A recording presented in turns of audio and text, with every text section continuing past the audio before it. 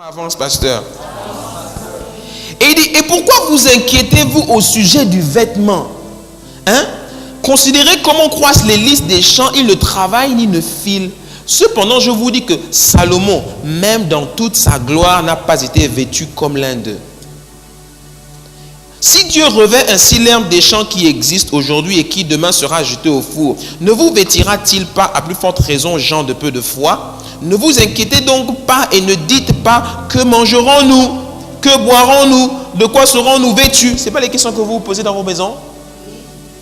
Oh voilà, c'est encore les législatives. Ils vont venir nous fatiguer avec leurs promesses là. On va encore manger quoi? Ils nous parlent tout le temps de 2% de croissance, 3% de croissance. Est-ce qu'on mange la croissance dans les assiettes? C'est parce que j'entends certains Gabonais qui parlent comme ça. On va manger quoi? On va envoyer les enfants à l'école comment?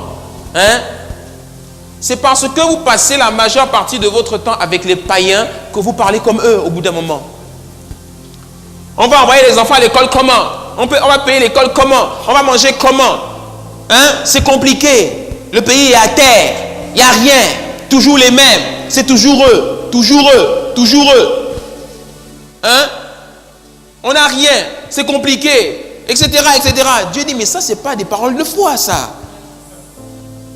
En quoi tu te différencies d'un païen? Parce qu'il dit, ne leur ressemblez pas. Dis-moi, ne leur ressemblez pas. Ne leur ressemblez pas veut dire, ne parlez même pas comme eux. Le problème avec l'église, c'est que Jésus-Christ a dit, quand je reviendrai, trouverai-je encore la foi sur la terre? Le problème, c'est que quand Jésus-Christ arrive chez nous, il ne trouve pas la foi.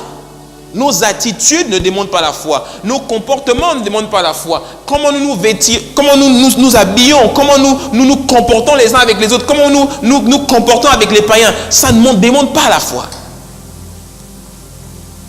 Et Dieu ne nous exauce pas. Voilà pourquoi il a introduit son discours en disant, en priant, ne multipliez pas de vaines paroles comme font les païens. Alléluia. Il continue.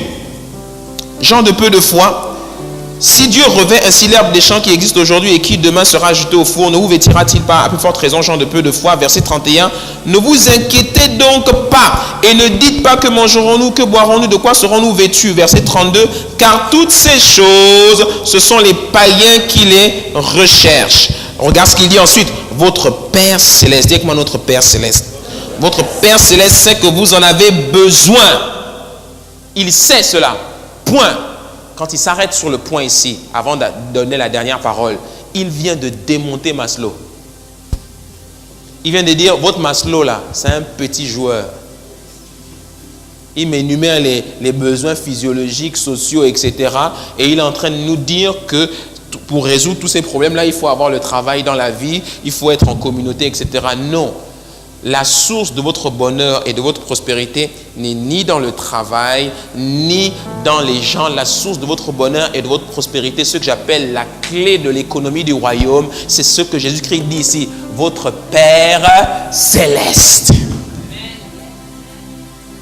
Voilà pourquoi il dit au verset 33, cherchez premièrement le royaume et la justice de Dieu et toutes ces choses vous seront données par-dessus.